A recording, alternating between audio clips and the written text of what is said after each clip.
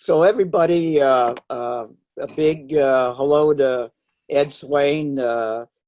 Ed's been nice enough to take his time today.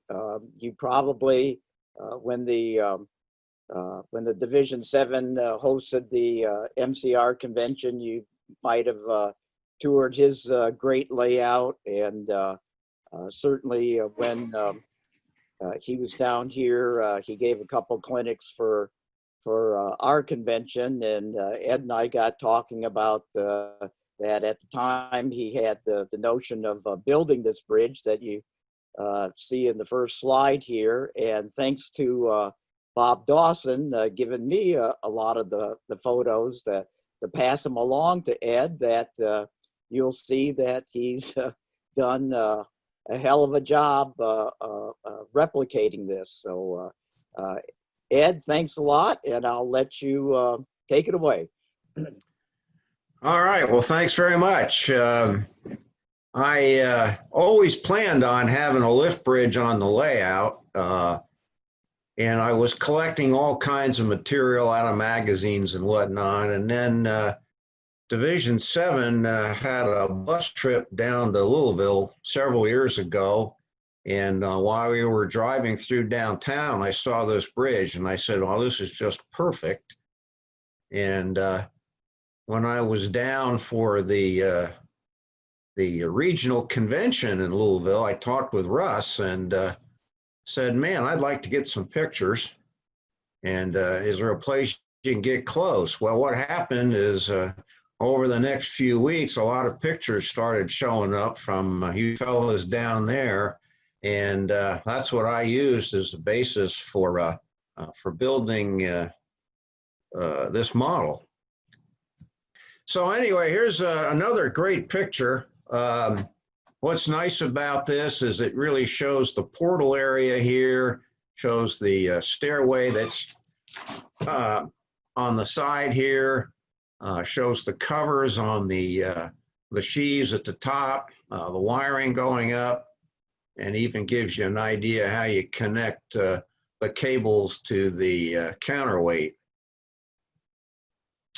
Another great view, this helped me come up with all this structure to show where the various beams were, how they had the top with this truss across here, and so it was another good picture for figuring out the design of the bridge.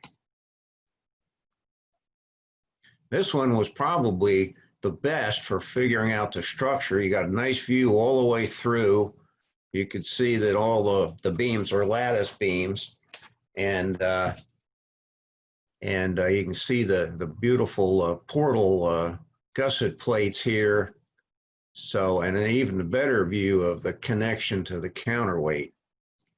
So, using these pictures, I could design the bridge. So here's where it was going to go. This has been here since I started the layout. I had the track laid across there, and it was supported with a piece of aluminum angle. And so that was the spot where I wanted to install it. Oops. Oh, wait. Sorry about that.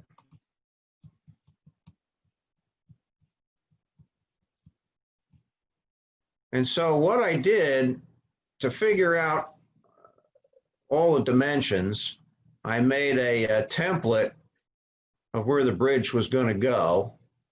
I marked where the edge of the river was on both sides, where the track was, where there's a siding going underneath the bridge, so that I could get all the dimensions.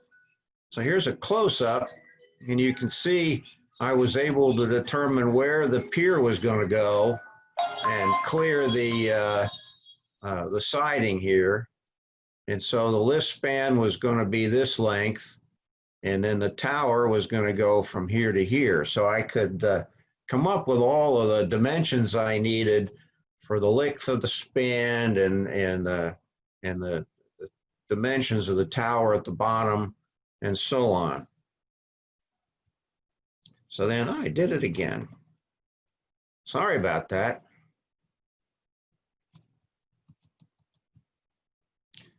So I didn't really want to build the lift span from scratch. And so Walthers makes this really nice arched truss bridge. This happens to be a picture of the single track version, but they make a double track version. And it turned out that the length of it, of 23 inches, was very close to what I needed. I actually needed 21 and a half. And so I knew I could modify it because I had to square the ends off anyway, and I could shorten it to be the length that I wanted. So I purchased the kit, and this is what I did with it.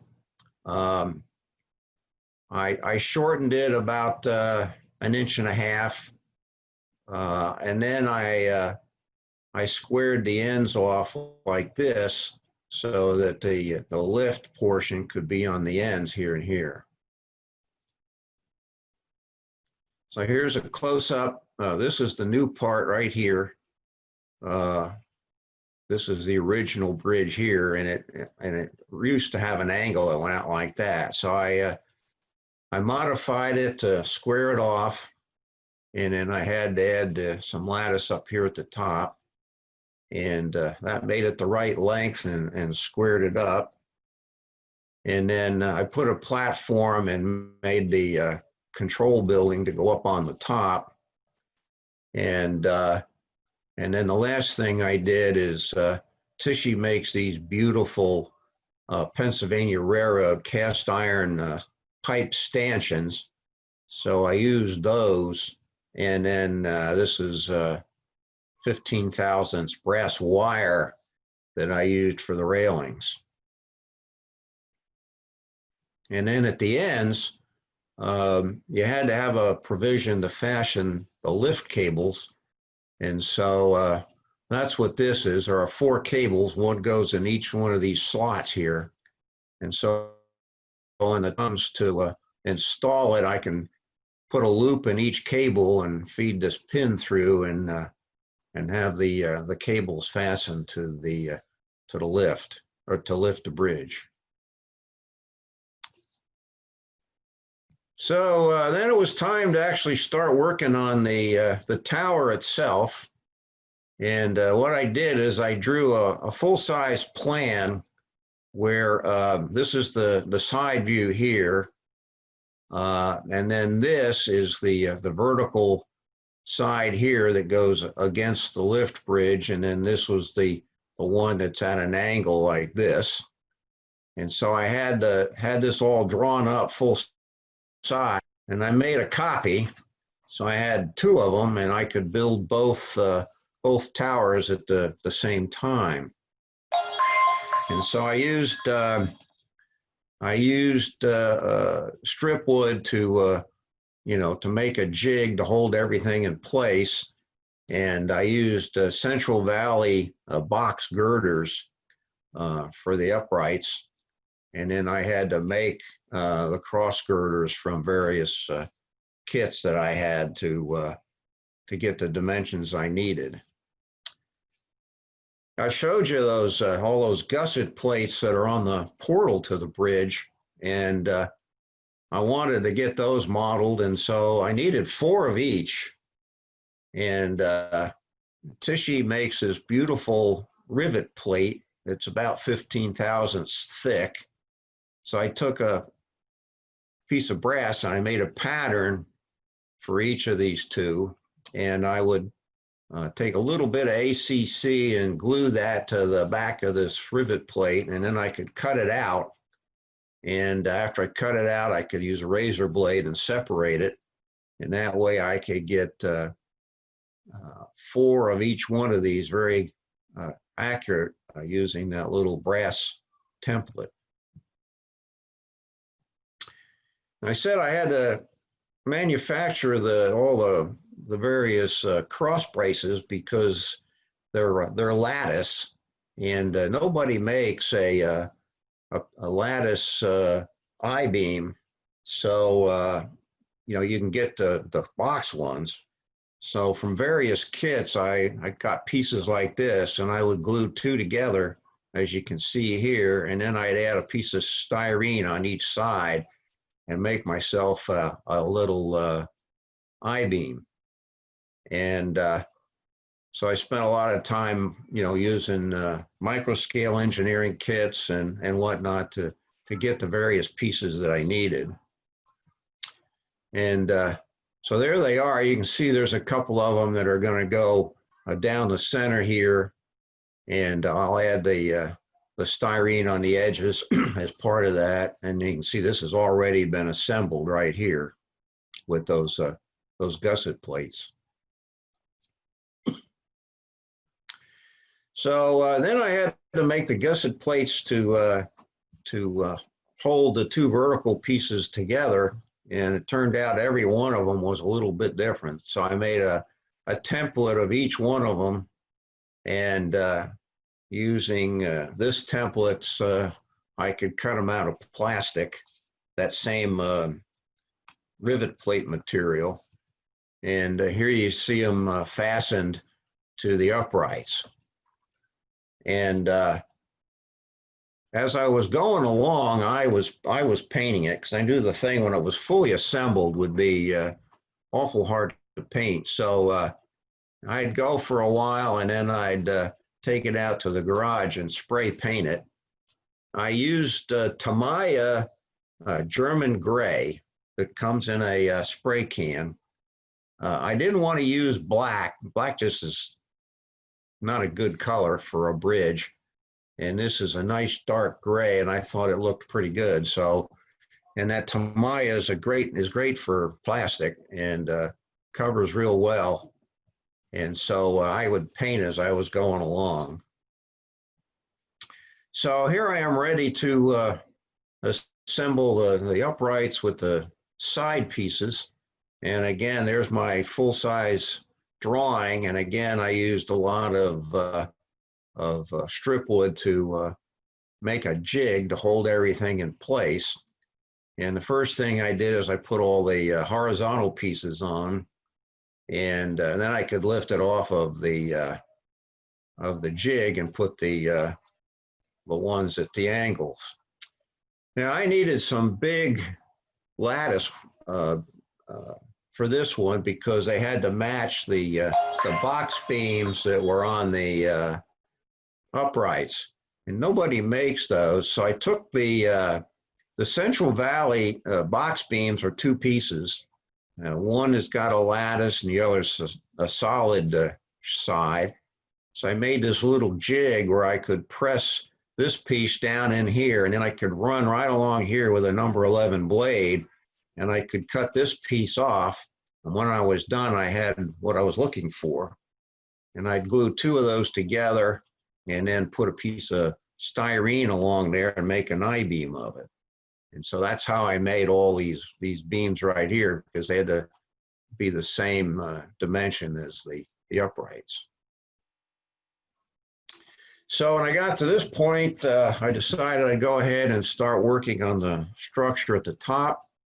So while I was working on this project, I was wondering how I was going to make these sheaves or wheels up here at the top.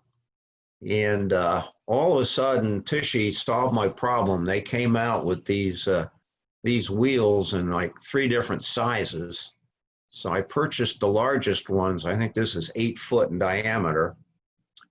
And they were just perfect for this application. Maybe just a tiny bit small, but sure beat having to scratch build them.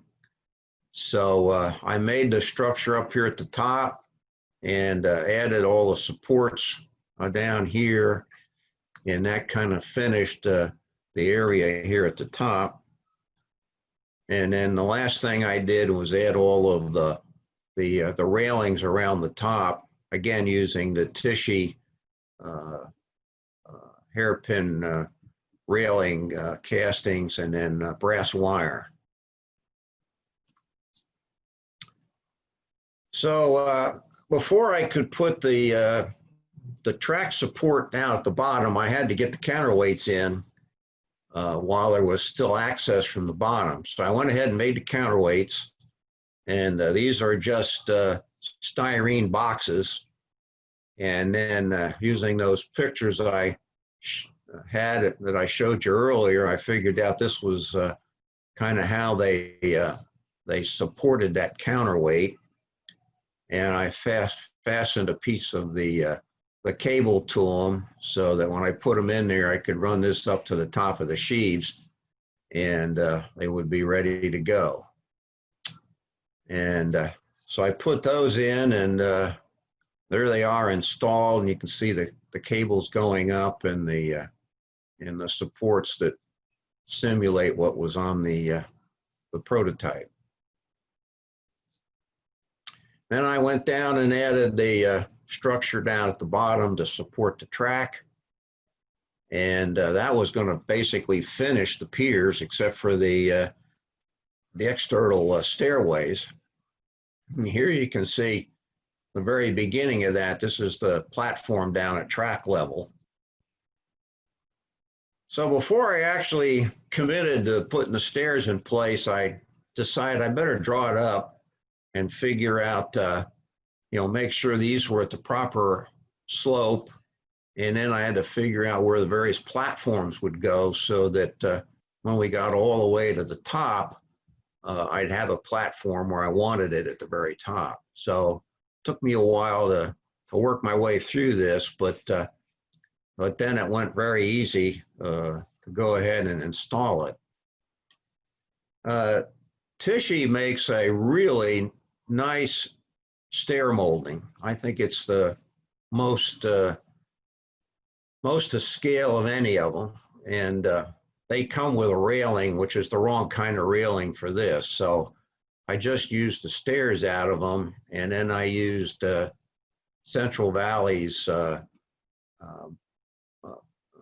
cast iron pipe railings for everything else. And the platforms are just a piece of 15,000 styrene with some 2x6 around it and some supports.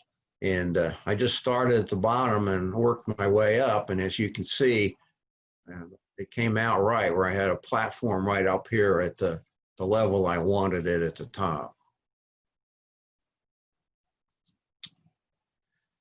And there's electrical wires that run from one tower down to the control shed. And I couldn't really see from the pictures how it was done on the prototype. So I made this little structure where the wires could go from here down to the shed. And I used an instrumentation case right here as where the power and controls would be and whatnot. So I had that ready to go. And one of the pictures that you sent up to me showed a stairway on the side of the lift portion of the bridge itself, which was the access up to here. So I went and added that using the Tichy steps and the Central Valley railings. And that's really exactly what the picture showed of access up to the top. And then I ran the wires up the side per the picture I had, and then when it was installed, down at the bottom I hooked them up to the tower. Well, the sheaves at the top, or the wheels, have a cover on them, and I really struggled with how am I going to make something that I can put on there. So I came up with the idea of, I made this mandrel, which is the right diameter here. And I took 10 thousandths styrene and I wrapped it around and taped it to the mandrel. Then I took a second piece and glued it around and taped it. And then using some stock, I made the frame at the bottom and glued it on each side. And this little notch is where the axle of the wheels goes. And I let that set, and then I took a knife and I just cut right here in the same place over here, and this come off. So there I was able to get that curved cover, and I can make 4 of them very easily using that, that little jig. And that's what they look like setting on there. It was just perfect. And then last thing I did was put the cables on. I went down to Hobby Lobby and kind of nosed around, and I found something that was called waxed yarn. And it was perfect because it was stiff. The wax gave it some body. So I would make a loop, tie it with some thread, and just feed the pin through, and I'd have the 4 cables trapped and ready to go. So then it was time to work on the layout. Before I cut the roadbed out, I went ahead and put these 2 supports on each side that made sure I maintained perfect alignment on both ends here before I cut the hole. And then I started working on the approaches on each end. And all this material is just basswood. I have one of those little Micro Mart 3-inch table saws, which is perfect for cutting this stuff. And so I started building it up. This wall here is to leave room for the control shed that's going to go right here with the Walther's bascule bridge, which is going to go across the lower track. Now I had to make sure that all the intermediate piers were at the right height and lined up properly. So I took that piece of aluminum angle and cut it so it would fit from abutment to abutment. And then as I made the piers, if they were just at this height and they were perfectly parallel here at on the sides, I had them all perfectly located so that everything would be plumb and flat. So I installed this tower first and put the lift piece in. And it turned out that on the left side here is where there's a gap between 2 power districts on the railroad. So I really wanted to have good electrical continuity, so I didn't put a gap on over here. I just notched the rails to simulate a gap. And I put the rails across these 2 pieces and soldered it over here and put some feeders on, so I had good electrical continuity all the way through. And then I went ahead and added the other tower at the other end. So here you can see this is where the gap will be between power districts. It also let me feed the track in and get it in place before the tower was in. And then you can see here's that siding passing through. I ran the wires up and glued them to the top of the wheels, and then put the covers in place, and that finished that tower. Now there are walkways on the prototype, and there was no way to build them in place, but I found out that a piece of 1/8-inch basswood was just a few thousandths thicker than the ties on the microscale engineering bridge track that I used. So I cut a piece of 1/8 inch to fit between the ties and the side of the bridge. Then I put some scribed wood on top that went over the top of the ties right up to the rail. And it had the railings on it, so I put the railings on, and when I was done, from this end, I could just lift in and drop it in place. And so I got the walkway with the railings by building them on the workbench. And then you can see I also did the one down the lift bridge. So then I added the other tower, and I still had this little piece here, and I Walthers makes a double track little bridge that I modified to fit in there, and finished that up. Here's the wires coming down to the control shed from up top. And there's the finished bridge, ready to go into place, or into operation rather. This was a provision for a control tower, which you'll see in the last picture. I didn't make Clyde Tower, but I used a Pensy prototype kit that Walthers made. There's the first train across the bridge, and it all looks really good. And by the way, I did make these a little bit taller than the prototype because ocean-going freighters had to pass through here, and I thought I needed a little bit more height to make it look appropriate. So this is probably about that much higher than the one in Louisville. There's a little close-up of the engine going through, and it shows you that you know how massive the bridge is compared to a locomotive, which is what we wanted. And then finally, there's the other end finished. This is the Walthers Pensy Tower kit that I used. You can see the wires for the control are coming down to here. And that's it.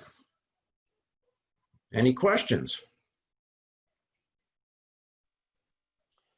I'll let Ron unmute everybody, but thank you very much, Ed. It was great to see all the details. Ed? A week from now, one of us will be etched into history as the champion of the Indianapolis 500. Uh-oh. For today, it's jubilation. Someone's got the news on. Ed? Yeah? This is Steve Lasher. A couple things. As someone who's indulged in his fair share of insane projects, I do have to salute those who may be just a little farther down the road than I am. That's beautiful. And I like your selection of the German gray. I built a yard office for Russ's layout, and I used the German gray for the windows and stuff on it. But I had no idea that it would look this good as sort of a weathered black. I do like it. All right, well, thanks. Any other comments? Mr. Tipton, I'm sure you have something. Well, it's just, you know, that we, Ed, again, with Steve's help or beating me over the head, whatever you, we're working on signals. And for you fellows listening in, that if you have not seen Ed's layout in person, or I think it was maybe 2 or 3 years ago, Ed, you were featured, you know, your layout was featured in Model Railroader, but he does have operating Pensy, obvious prototype signals. So I'm thinking, boy, what I'm doing is child's play compared to, you know, the Pensy style. So really neat stuff.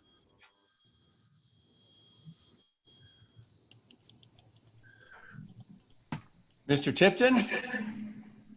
Well, it's enlightening.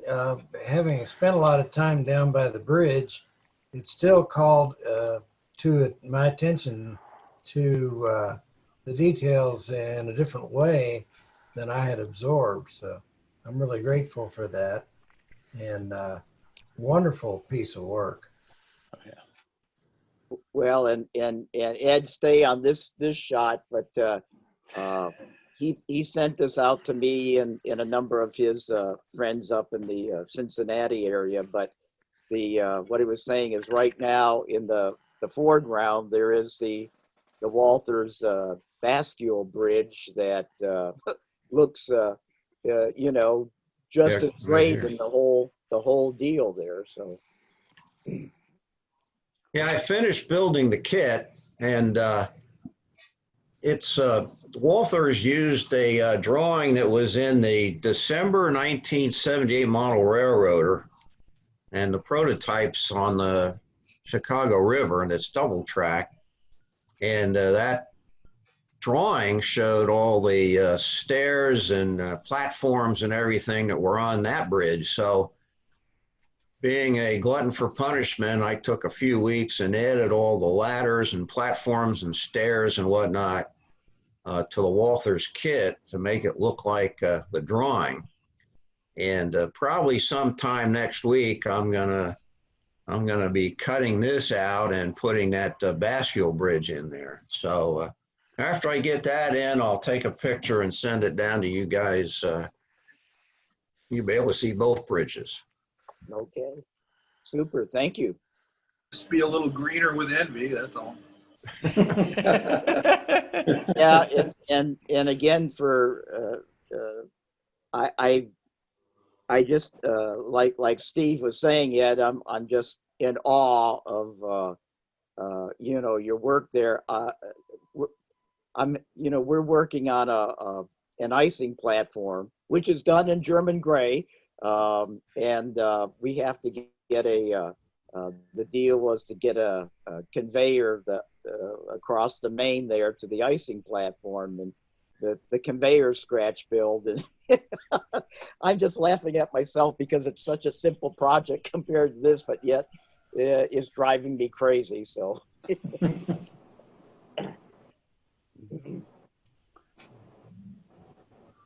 Can I make a comment?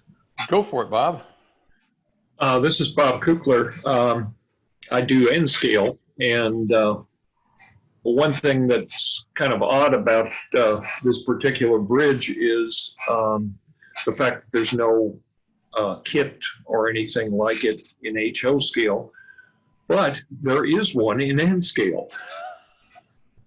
And Chris Broughton actually has one very similar to it on his layout. It's made by Custom Model Railroads or CMR Trains. But this particular bridge we've been looking at is extremely well done. I think it's a fantastic job. I just love all the walkways, the railings, and all the little details that have been added to it. Well, thanks very much. Appreciate the comments. This was a long project. I worked on this for, probably 6-7 months before I get the towers built. It wasn't something that I started and just worked nonstop. I'd work on it for a while and then just move on to something else because it was very labor intensive. But so over about 7-8 months, I built the 2 towers, and then right after the first of the year in February, I started doing the installation of it. So. Cool. One last call for any questions or comments from the group. Well, I'm just thankful Russ doesn't have any big rivers to bridge on his layout. I would survive that. And it was and that was on purpose. Yeah, good. But well, speaking of rivers, then Ed, what product are you going to use to make the water? Well, on some of the other parts of the layout, I've used that Woodland Scenics water that you pour out of the bottle and it just sets up. And I mix in some, a little bit of brown and some black to make it a little bit darker looking, because this is a deep channel. I paint the bottom of the channel, blacks and browns, and then pour the water on, and it's about 1/8 of an inch thick, and it sets up. It's perfectly flat, but that's okay with me. That's what I use. Mm-hmm. Okay. Cool. All right. And a pour, I can't remember, it's been a while since we've been up there, but you think a pour that big, you're going to have anticipate any problems? And I poured another area where I had my car float, and it worked just fine. I will get 2 or 3 bottles and slowly pour the whole thing in one day, so I don't have any problems with a joint coming together between pours.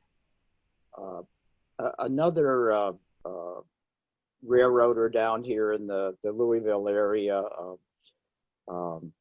had he scratch built the C&O Thurman Bridge in O gauge, and so his span was yikes, and he used that product, and I will, I've been in your basement, his basement, and his isn't quite as controlled as yours, but it took him a hell of a long time to have it finally set up. I think he even went out and bought a dehumidifier to, start getting the moisture out. So.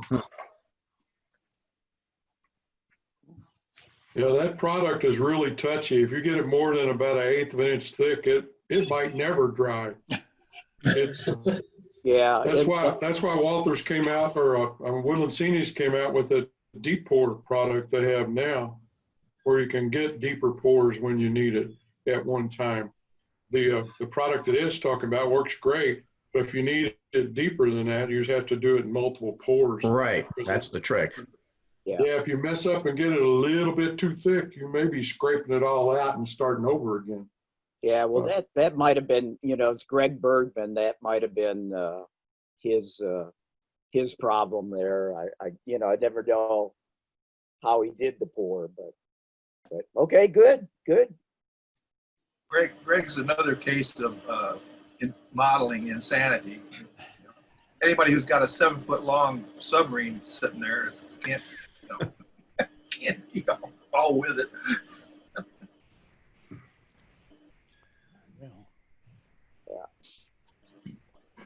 All righty, guys, I think that wraps it up. Good discussion and great clinic, as we kind of expected to see from our preview stuff. Ed, thank you again on behalf of all the membership of Division 8 for spending your Saturday afternoon with us. We really appreciate it. I'll get this posted up to YouTube and send you a link to it when that happens. It'll be a few days, though. So anything else for us or Ron? No, I just want to reiterate that. Thanks, Ed. We appreciate that, and we hope that we can see it in person before too long. And it was fun running your layout a couple of years ago, so we'd be anxious to do it again, see this in person. So we'll do that as soon as things open up. We'll have you guys up for a session. So all right. We'll make sure that we're first to get our COVID shot. Yeah. Thanks so much, Ed. If you noticed in the chat, there's a few other comments that some of our members have made complimentary to your efforts.